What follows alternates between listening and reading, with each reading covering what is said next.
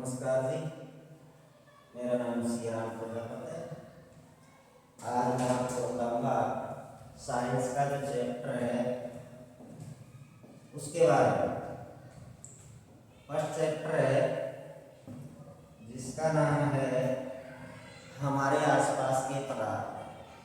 हमारे आसपास के पदार्थ। अब ये पदार्थ क्या होता है इसके बारे में ही जानकारी लेते हैं। पदार्थ होते हैं, पदार्थ, इसके बारे में पदार्थ के बारे में। अब हम सभी जानते हैं कि पदार्थ होते क्या हैं। हमारे आसपास जितनी भी जो हमको जो आंखों से दिखाई दे रही है, चाहे वो कुर्सी हो, टेबल हो, चाहे आपके हाथ में फोन हो या कोई भी, चाहे डिजिटल फोटो हो, किससे बना हुआ है? पदार्थ से। किससे? पदार्थ से। यानी कि पदार्थ सभी वस्तुएं बनेंगी किससे बनी होती? पदार्थों से। किससे? पदार्थों से। तो आगे देखिए, पदार्थों के यहाँ इधर देखिए, पदार्थ क्या है? पदार्थ क्या है? पदार्थ क्या है? हर वह वस्तु जो स्थान घेरती है, यानी जिसका आयतन होता है। क्या होता है? आयतन। आयतन क्या होता है? ये जो जगह घेरती है वही इसका क्या है? आयतन। क्या है? आयतन। ये वस्तु है। अब इसका आयतन कितना है? ये कितना स्थान घेरे, यानी इतना ये स्थान घेरे, तो इसका ये आयतन है।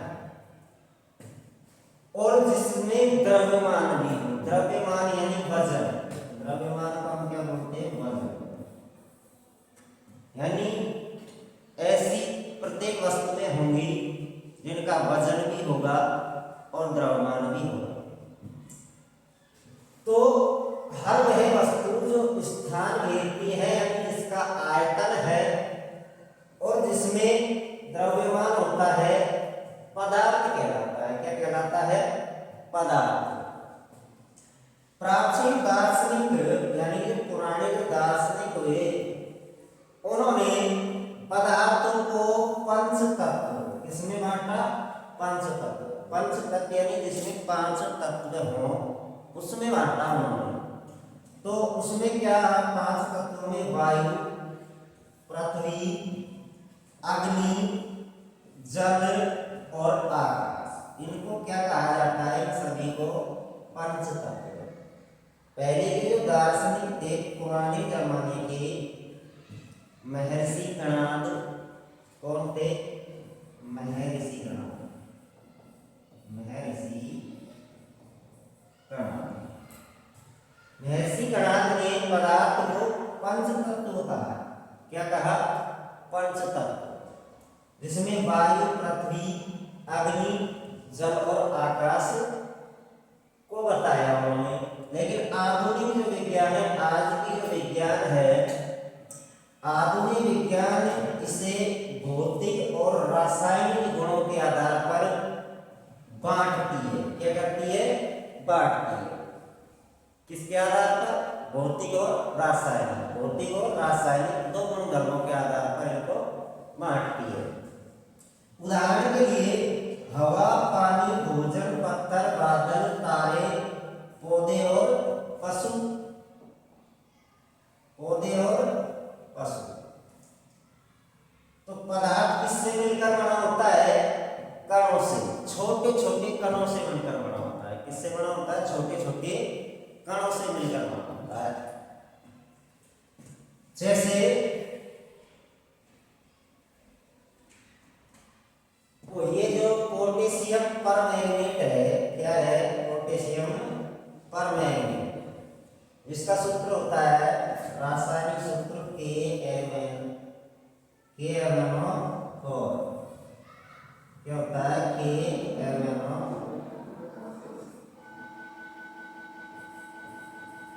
पोटेशियम परमैंगनेट की केवल एक बूंद, यानी कि कुछ क्रिस्टल जो बूंदें होती हैं, जो ये दिखाया गया है चित्रों में, ये छोटी छोटी बूंदें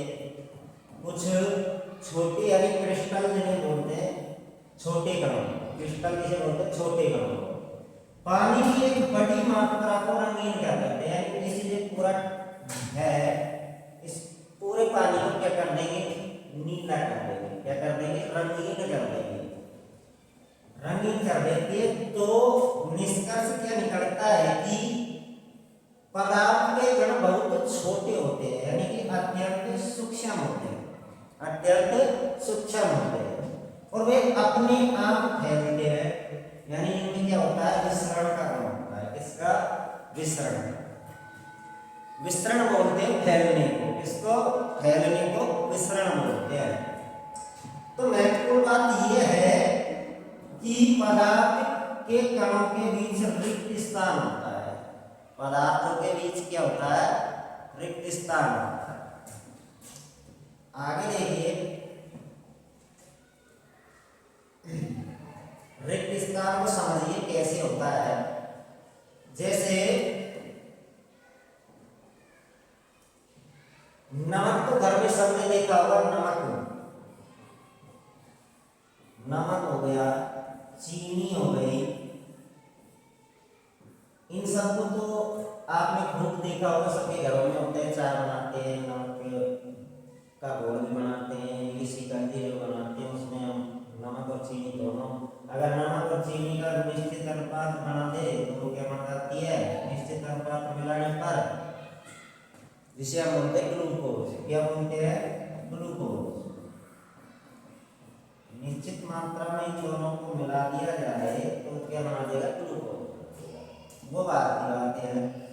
तो चीनी या नमक, इसमें ये क्रिस्टल कण होंगे छोटे छोटे, इनके बीच में क्या होते हैं, रिक्त स्थान होते हैं। क्या होते हैं, रिक्त स्थान। कणों के बीच में क्या होते हैं, रिक्त स्थान। जैसे कि हमने चीनी को पानी में डाला तो चीनी क्या कर जाएगी, उसको पानी में घुल जाएगी। क्यों घुल जाएगी, क्योंकि इनके कणों के बीच में क्या है, रिक्त स्थान। क्या है, रिक्त स्थान। दूसरा कण निरंतर गतिशील होते हैं, निरंतर गतिशील होते हैं, और इनके कणों के बीच में कौन सा बल होता है, आकर्षण। कौन सा बल होता है, यानी आकर्षण बल से टटे हुए होते हैं। जैसे ये पानी के बूंदे हैं, गिरेगी तो एक धार में ही गिरेगी, एक धार में ही गिरेगी, ना कि ये फैल के गिरेगी, क्योंकि ये आकर्षण बल द्वारा बंधे होते हैं। क्या होते हैं, आकर्षण बल द्वारा बंधे होते हैं। आकर्षण बल होता है वो ठोस में सबसे अधिक होता है और गैस में सबसे कम होता है। किसमें होता है, ठोस में सबसे ज्यादा, गैस में सबसे कम होता है। निरंतर गतिशील होते हैं, जैसे गैस है, गैस क्या होती है, निरंतर गतिशील होती है। क्या होती है, निरंतर गतिशील। ध्यान रखना। अब आ जाती है पदार्थ की अवस्था है, पदार्थ की अवस्था है। तो पदार्थ की वैसे मैंने जो बताई गई है आपके नवी कक्षा में 3 ही है, लेकिन होती कितनी है, 5। तो पहली है ठोस अवस्था, दूसरी है द्रव अवस्था और तीसरी है गैस अवस्था। ठोस में क्या होते हैं, कण होते हैं, वो क्या होते हैं, पास पास कण होते हैं, वो पास पास होते हैं, इसलिए वो क्या हो जाता है, ठोस। इसमें क्या होता है, कण थोड़े कम पास होते हैं, थोड़े कम पास होते हैं, यानी कि पास तो होते हैं लेकिन इतने नहीं होते जितने कि ठोस के होते हैं। और गैस के जो कण होते हैं वो दूर दूर होते हैं। क्या होते हैं, दूर दूर। तभी तो इनमें कौन सा गुण पाया जाता है, विसरण का। कौन सा, विसरण का, यानी फैलने का। और इनमें किसका होता है, तरलता का। किसका गुण होता है, तरलता का। तरलता के कारण क्यों होता है, क्योंकि इनके कण क्या होते हैं, थोड़े कम पास होते हैं, इसलिए क्या करते हैं, परत दर परत। कैसे, परत दर परत बहते हैं। इनका जो आकार होता है, आए 2 चीज हो गई जो हमने शुरू में पढ़ा कि पदार्थ का आकार और आयतन होना होता है हमेशा। तो आकार भी निश्चित होता है और आयतन, आकार भी निश्चित होता है और आयतन भी निश्चित होता है। ठोसों का आकार भी निश्चित होता है और आयतन भी निश्चित होता है। और द्रव का आकार अनिश्चित होता है। आकार कैसा होता है? अनिश्चित। क्यों होता है? और आयतन होता है वो निश्चित होता है। आयतन निश्चित होता है। इस बात को समझिए कि कैसे होता है। भाई हमने पानी लिया, वो लिया, इसकी क्वांटिटी आयतन कितना? 1 लीटर। 1 लीटर ले लिया। अब ये तो पता है हमको कि ये पानी है 1 लीटर। कितना है? 1 लीटर। इसको जो जग होता है हमारे, जग में डालोगे तो वो जग का आकार ले लेगा। गिलास में डालोगे तो वो गिलास का भी आकार ले लेगा। बाल्टी में भरोगे तो बाल्टी के आकार का ले लेगा, यानी उतना ही उसका क्या हो जाएगा? आकार हो जाएगा। जैसे हमारे घर में परात होती है, इस टाइप की जो परात होती है, उसमें डालोगे तो वो उस आकार की हो जाती है। अब गैसों में तो ना तो आकार निश्चित होता है, आकार, और ना ही आयतन। दोनों कैसे होते हैं? अनिश्चित। कैसे होते हैं? अनिश्चित। ना तो इसका आकार निश्चित होता है और ना ही आयतन निश्चित होता है। तो ये बात तो आपको समझ हो गई होगी। इनके उदाहरण देख सकते हो, ठोस के, पत्थर,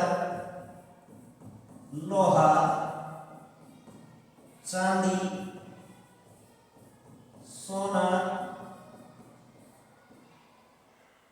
और भी बहुत सारे होते हैं, यानी कि जिनका क्या होगा? आकार भी निश्चित होगा, आयतन भी निश्चित होगा।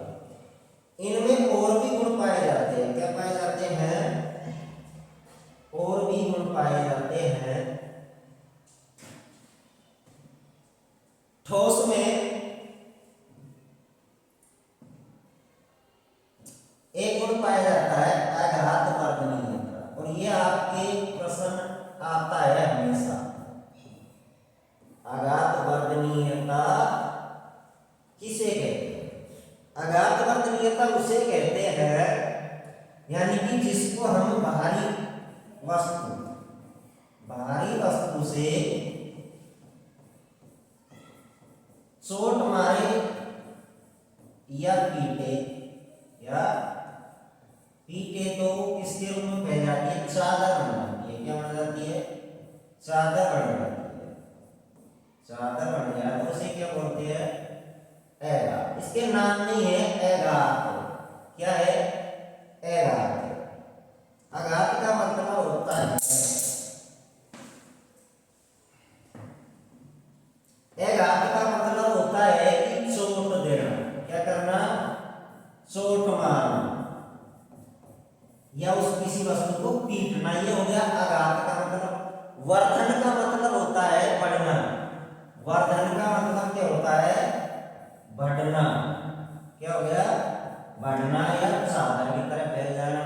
तो नाम से ही पता चल जाता है कि ऐसा गुणधर्म जिसको हम बाहरी वस्तु से पीटने, चोट मारने पर क्या हो जाए? बढ़ जाए, तो क्या हो जाती है? आघात वर्धनीयता कहलाती है। और आघात वर्धनीय सबसे ज्यादा किसमें होती है?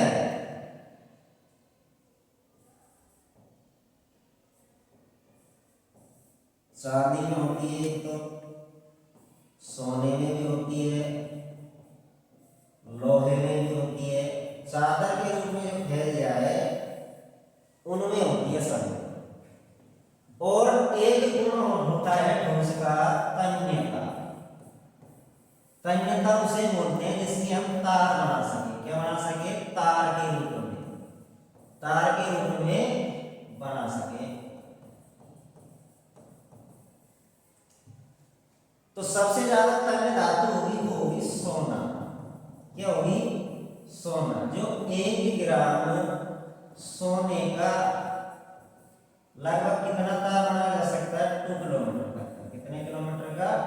2 किलोमीटर, मात्र 1 ग्राम सोने से। तो आगे का जो गुण होता है, यानी कि निश्चित आकार हो गया इसका, ठोस का, इसका ठोस सॉलिड देखिए, ठोस का निश्चित आकार हो गया। दृढ़ता होती है, नहीं बल लगाने पर टूट भी सकते हैं, लेकिन आकार नहीं बदलते। क्या नहीं करते? आकार। नगण्य संपीड्यता होती है इनकी, इन्हें दबाया नहीं जा सकता। कणों की गति यानी अपने निश्चित स्तर पर केवल कंपन करते हैं। क्या करते हैं? कंपन। द्रव अवस्था ये दृढ़ नहीं होते, इनमें बहाव होता है। क्या होता है? बहाव, यानी जो मैं बताया था अभी, बहने का गुण होता है। इनका आयतन निश्चित और आकार बताया था अनिश्चित होता है। जिस बर्तन में रख जाए उसी का आकार ले लेते हैं, ये मैंने भी आपको समझा दिया। कणों की गति, कण एक दूसरे पर फिसलते हैं, स्लाइड है, परत दर परत, और ठोस की अपेक्षा अधिक स्वतंत्रता से गति करते हैं।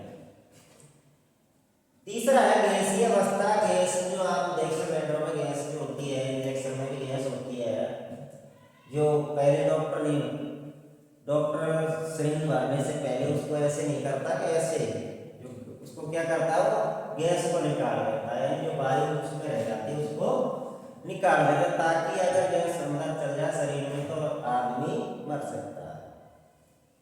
तो इनके जो गुणधर्म है वो अत्यधिक संपीड्य होते हैं, यानी कणों के बीच कोई बहुत अधिक रिक्त स्थान होते हैं।